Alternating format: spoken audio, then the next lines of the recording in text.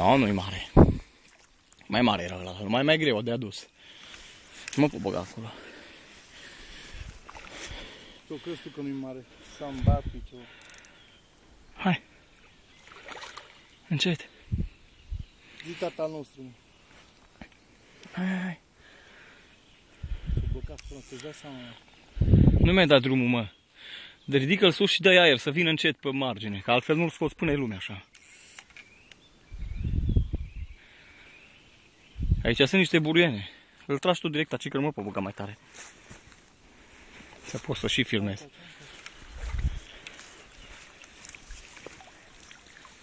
N-am ce face, cum că... Hai aici. Adu-l aici, printre buruiene.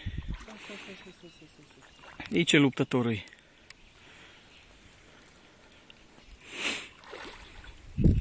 Ridică vârful sus, acum. Ridică vârful în sus. Că îl pierzi altfel. E mare, e mare. Așa, așa. Forțează-i gura un pic să iei aer, că nu mai apucă să iei aer. Așa, încă de 2 ori așa și l-ai gătat. Mai dă-i o gură de aer. O văzut minciocul. Bă, Nuri. Ești prost în pula calului. Vezi că nu l-am băgat.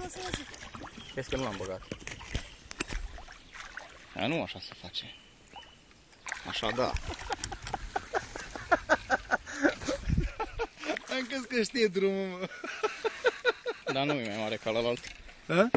O 5 kg și ceva pe care. Asta mai mare, mă, grasule, mă. Trăiață familia Tibi. Boateng. Bă, asta are 6-7 kg.